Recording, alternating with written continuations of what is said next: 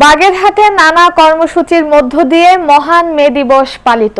বাগেরহাট থেকে এইচ নান্টুর রিপোর্টে বিস্তারিত। শ্রমিক মালিক এক হয়ে গড়ব এদেশ নতুন করে, এবারের এই প্রতিপাদ্য নিয়ে বাগেরহাটে নানা কর্মসূচির মধ্য দিয়ে মহান মে দিবস পালিত হয়েছে। বৃহস্পতিবার সকালে বাগেরহাট জেলা প্রশাসনের উদ্যোগে জেলা প্রশাসক আহমেদ কামরুল হাসান বেলুন উড়িয়ে মে দিবসের উদ্বোধন করেন। পরে আদালত চত্বরে একটি বর্ণাঢ্য র্যালি বের হয়। র্যালিতে জেলা প্রশাসনের ঊর্ধ্বতন কর্মকর্তা ছাড়াও বিভিন্ন শ্রমিক সংগঠন অংশ নেয়। এদিকে বাগেরহাট শহরের মল্লিকবাড়ি মোড় থেকে জেলা শ্রমিক দলের সাবেক সভাপতি সর্দার লিয়াকত আলীর নেতৃত্বে একটি বর্ণাঢ্য র্যালি বের হয়ে শহরের বিভিন্ন সড়ক প্রদক্ষিণ করে স্বাধীনতা উদ্যানে শেষ হয়। পরে সেখানে এক আলোচনা সভায় প্রধান অতিথি ছিলেন জেলা বিএনপির সাবেক সভাপতি এম এ সালাম। এছাড়া বিএনপির বিভিন্ন পর্যায়ে নেতৃবৃন্দ ও শ্রমিক সংগঠনের নেতারা বক্তব্য দেন।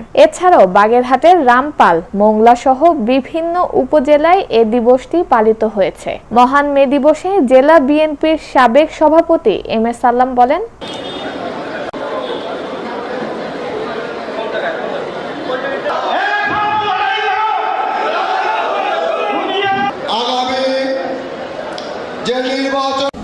আমরা যেন শ্রমিকদের মূল্যায়ন করি।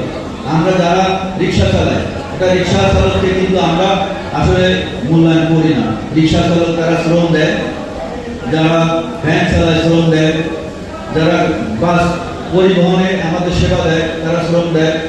খুব কথা ছিল উনি আসেন নাই, কি কারণে আসেন নাই জানি না। আমাদের বাগেরহাট জেলা শ্রমিক দলের দীর্ঘদিন জেলা শ্রমিক দলের কমিটি নাই। আমরা কেন্দ্রে বারবার আবেদন জানানোর পরে কমিটি পাচ্ছি না। আশা করি আগামীতে আমরা কেন্দ্রের কাছে আবারও দাবি জানানোর জন্য বাগেরহাট শ্রমিক দলের কমিটি অতি সত্তর করে দেওয়া হয়।